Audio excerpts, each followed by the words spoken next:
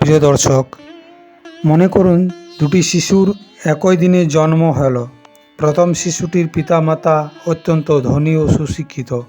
তারা প্রথম সন্তানটির জন্য কয়েক বছর উৎকণ্ঠার সঙ্গে প্রতীক্ষা করেছেন। অবশেষে এই সন্তান তারা লাভ করেছেন। সুন্দর, হৃষ্টপুষ্ট, উজ্জ্বল বর্ণের আকর্ষণীয় একটি ছেলে, যার মধ্যে উজ্জ্বল এক ভবিষ্যতের সম্ভাবনা সুস্পষ্ট। সত্যি ভাগ্য এই পিতার প্রতি অত্যন্ত সদয় হাসি হেসেছে। দ্বিতীয় শিশুটির আবির্ভাব সম্পূর্ণ ভিন্ন এক জগতে। সে এমন এক হতভাগিনী মায়ের গর্ভে জন্মেছে যে গর্ভবতী অবস্থাতেই স্বামী পরিত্যক্তা হয়েছে। চরম দারিদ্র্যের জন্য সেই মায়ের তার নবজাতক শিশুটিকে লালন পালনের আগ্রহ হারিয়ে গিয়েছে। তার সামনেই অত্যন্ত মসৃণ পথ, দুঃখ কষ্টে ভরা। তার সেগুলি পার হওয়া খুব সহজ হবে না মোটেই।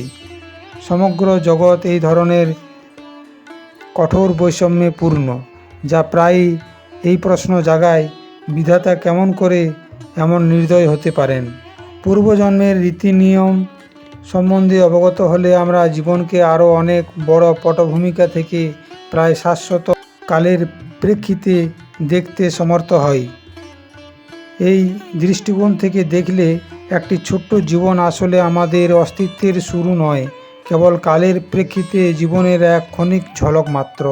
একটি জীবনের পিছনে রয়েছে কত লক্ষ লক্ষ জন্মের ইতিবৃত্ত, অনাদিকালের বিস্মৃত অতীতের কত শত ঘটনার, কর্মের, বাসনার, অভিঘাতের সমাহার। তাই একটি সীমিত জীবনের লাভ, ক্ষতি, প্রাপ্তি, অপ্রাপ্তির ব্যাখ্যা কেবল সেই জীবনের কালসীমার মধ্যেই অনুসন্ধান, এক অর্থহীন প্রয়াস। সেজন্য কোনো পুণ্যবান সৎ মানুষকেও দুঃখ দুর্দশায় কষ্ট পেতে দেখলে আমাদের বুঝতে হবে যে এটি তার এই জন্ম বা বিগত জন্মের কৃতকর্মের ফলভোগ। এইভাবে প্রতিটি মানুষই তার কৃতকর্মের ফল ভোগ করছে। ঠিক যেমন বিভিন্ন চাষি তাদের ক্ষেত্রে বিভিন্ন রকম বীজ চাষ করার ফলে ভিন্ন ভিন্ন ফসল লাভ করে থাকে। বিশ্বজনীন বিচারের এই প্রশস্ত দৃষ্টিকোণ থেকে আমরা দেখতে পাই যে প্রত্যেক জীবাত্মা তার আত্মকৃত কর্মের ফল ভোগের জন্য দায়ী থাকে। পুনর্জন্মের নিয়ম নিরপেক্ষভাবে ক্রিয়া করে। এইভাবে প্রত্যেক জীবাত্মাকে তার পূর্ব সঞ্চিত কার্যানুসারে নানা রকমের ভাগ্য প্রদান করে থাকে।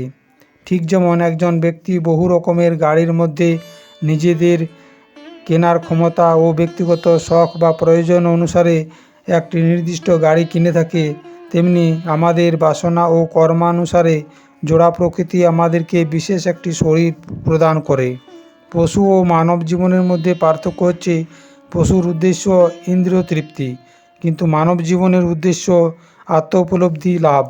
অথচ কেউ যদি দৈহিক পরিতৃপ্তি, আহার, নিদ্রা, মৈথুনের পাশবিক প্রবৃত্তিগুলির দ্বারা অত্যন্ত প্রভাবিত হয়, ওইগুলি সম্ভোগে অত্যন্ত আকৃষ্ট হয়, তাহলে ভগবান তাকে এমন একটি দেহে থাকার অনুমোদন দান করবেন যেখানে ওই ধরনের ইন্দ্রিয় তৃপ্তির পর্যাপ্ত সুযোগ রয়েছে, কিন্তু সেখানে ইন্দ্রিয় তৃপ্তির বিঘ্ন সৃষ্টিকারী কোনো বিধিনিষেধ নেই, কোনো দায়িত্ব কর্তব্যের ভার নেই, যা মানব জীবনে রয়েছে। পুরস্কার ও তিরস্কারের এই উদার প্রক্রিয়াকে প্রথমে অত্যন্ত রূঢ়, কঠোর মনে হতে পারে, কিন্তু করুণাময়, অত্যন্ত সদয় হিসাবে ভগবান সম্বন্ধে আমাদের যে ধারণা রয়েছে তার সঙ্গে এটি সুসামঞ্জস্য, সঙ্গতিপূর্ণ। তাই যে যা অন্তরে কামনা করে সেটি পূরণ করার সুযোগ তিনি প্রদান করে থাকেন। বিভিন্ন ধরনের ইন্দ্রিয় তৃপ্তি সম্ভোগের জন্য বিশেষ বিশেষ ধরনের শরীরের প্রয়োজন হয়, আর এই জন্যই প্রকৃতপক্ষে এত বিচিত্র লক্ষ লক্ষ রকমের জীব শরীর রয়েছে। জীবাত্মার বাসনা পরিপূরণের জন্য তাকে তার বাসনা উপযোগী শরীরে রাখাই জোড়া প্রকৃতির কাজ, যা অত্যন্ত নিখুঁত নির্ভুলভাবে সম্পাদিত হয়। প্রিয় দর্শক, আপনি যদি আমার চ্যানেলে নতুন হয়ে থাকেন তবে চ্যানেলটি সাবস্ক্রাইব করে সঙ্গে থাকুন এবং লাইক, কমেন্ট ও শেয়ার করতে ভুলবেন না। ধন্যবাদ।